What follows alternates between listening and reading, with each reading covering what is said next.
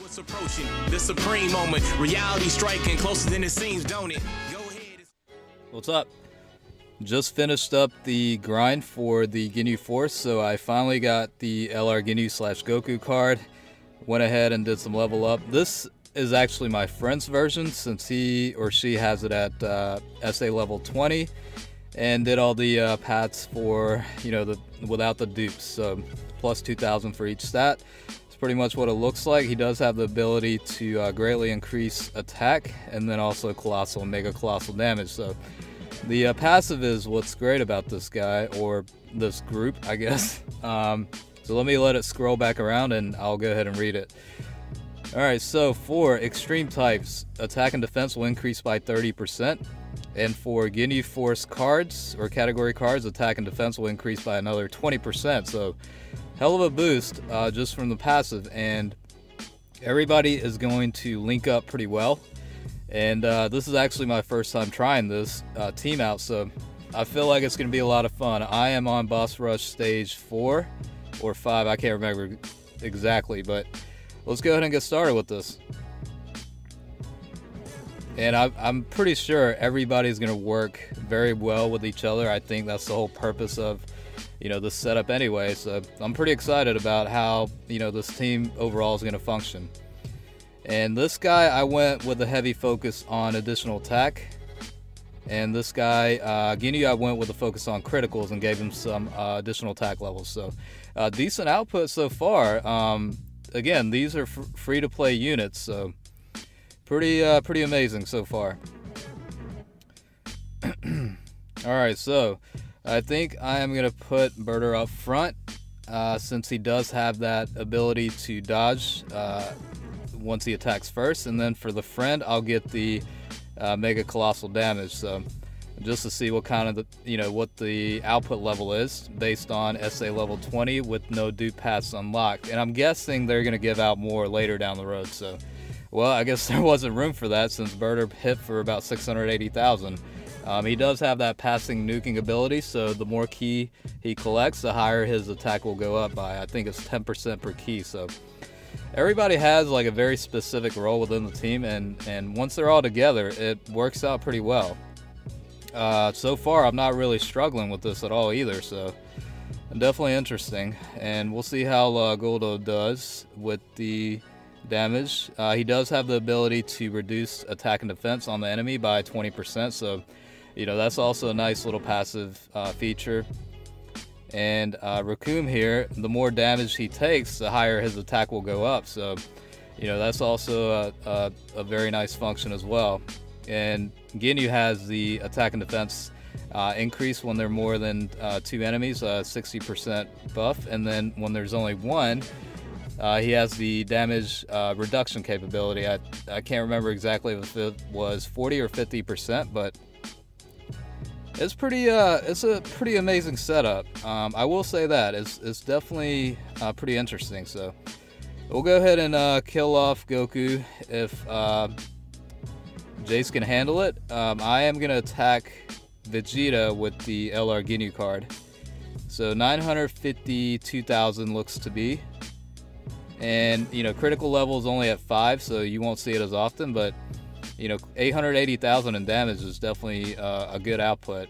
And Jace is hitting for about 300,000, and Birder's gonna hit for a pretty decent amount here too, so 400,000. So everybody is hitting pretty consistently good. So every card in this category is working together, and they're complementing each other basically. Alright, let's see how he does with Gogeta. And I want to go ahead and reduce the attack and defense with Guldo.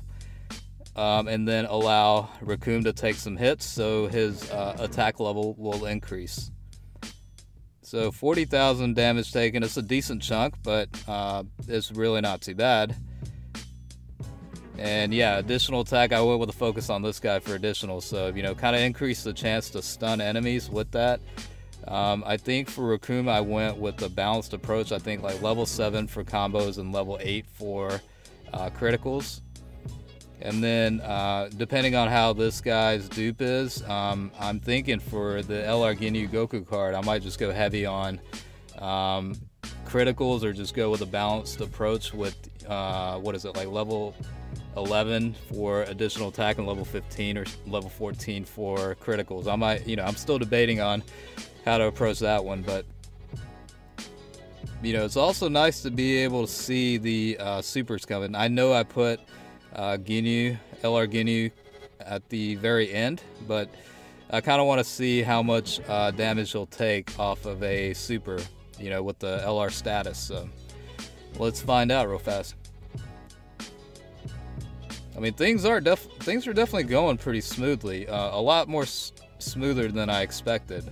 So yeah, this team works out pretty well overall. It's definitely a balanced team, and obviously with the tweaks in the potential system based on how you want to run the team, it's kind of nice. I went pretty much with a focus on additional attack and criticals. I didn't really focus too much on evasion. For me personally, it doesn't really make a difference too much if I put in levels toward evasion, so I thought it was more beneficial for everyone just to have higher levels in additional attack and criticals. So even for Birder, I didn't even give him any levels of dodge. I mean, if he is able to attack first, great. If he has attacks coming after that, if he's going to dodge, that's fine. But he does have the nuking passive, and then his SA has either attack or defense buff. So I just kind of went with additional attack and critical balanced approach. So all right, let's go ahead and see how much in damage he'll take off of Gogeta's super here. And then my LR Ginyu is only at SA level 1, so I'm not going to really focus too much on that, but you'll see what kind of output potential there is at SA level 1. But yeah, let's see how much in damage he takes here. 38,000, actually, that is, that's pretty good. So his passives definitely help out, and he hits for pretty decent too. So he gets that 60% increase with the, enemies only have, only one enemy showing up. It'll give you a 60% boost to attack and defense. So yeah, everybody hits pretty well. 200,000 really isn't high or anything, but they're more or less support units. But the fact that they're able to hit decent is an added plus. All right, I'm gonna go ahead and put Birder up front and see how he's able to dodge, or should I not risk it? You know what I'm saying? Like, it's one of those, it's a type disadvantage, so it's like, should I go for it or should I not? I will go ahead and recover some HP and then have a damage reduction applied. So I guess with that, I will put him up front just to see how consistent he can dodge with this passive of high chance of evasion. And then for my friend, I'll definitely get that ultra attack off, and we'll see how he does.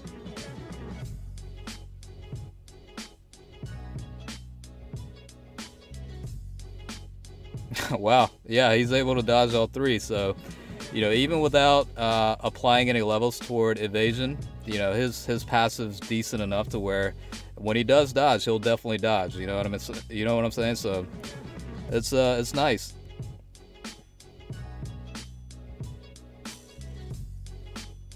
And about 390,000, not too high, but not too bad either. So 67 in damage taken, which isn't too bad either. So yeah, this team definitely works well with each other. It's a very balanced team. So I gotta give props when props are due. I think Bandai did a pretty good job with the building of this LR Ginyu team. And unfortunately, I was gonna reserve the Dokkan mode for my friend's LR Ginyu, but we'll go, since Ginyu does have type advantage here, we'll go ahead and see what kind of damage output he's got.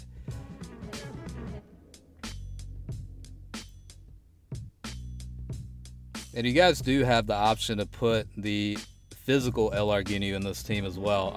I don't have him at LR status yet, so that's why I didn't put him in there. But 1.9 million against Super Saiyan 4 Gogeta, I mean, that's pretty good output. So yeah, this team is pretty nice, I gotta say. I'm not gonna run through this whole boss rush. I'll probably stop at some point, but you know, I just wanted to test out, you know, how this team is, and from what I see so far, it's definitely promising. I think free-to-play, you know, types of players are definitely happy with this availability and cards and team setup.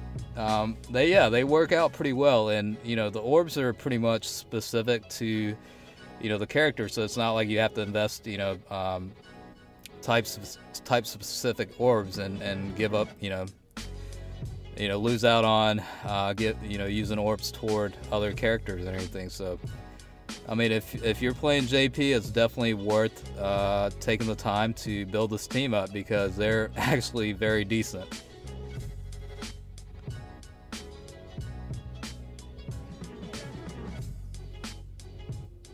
Obviously, I'm going to leave Ginyu in the middle since he's got type disadvantage against Shenron.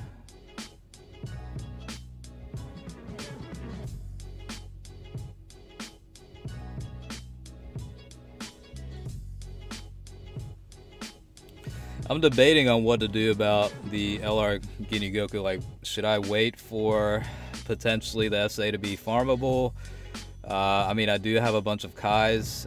You know, the other question is when the, you know, dupes are going to be available too to unlock, you know, the pass and whatnot. But yeah, I mean, I'm actually kind of glad I went with a focus on additional attack and criticals. I think for me personally, it works better. So yeah, I mean, it's up to, you know, each player to decide what route they want to go with. I know, for example, like Berter, like a lot of people went full focus on, you know, evasion. Me personally, I wanted more of a balance for that guy. I wanted, you know, equal amounts of being able to get an additional attack and then also criticals to take advantage of his SA skill and nuking passive. So, you know, he's already got the built-in dodge ability, so I don't know, I just figured it'd be beneficial to go the additional attack and critical route. And for me, I think it was the right call based on what I'm seeing here. The only thing I would say is maybe for Jace, I would have went a little bit heavier on critical instead of additional, but it can go either way, and they do, you know, equally as fine, I think.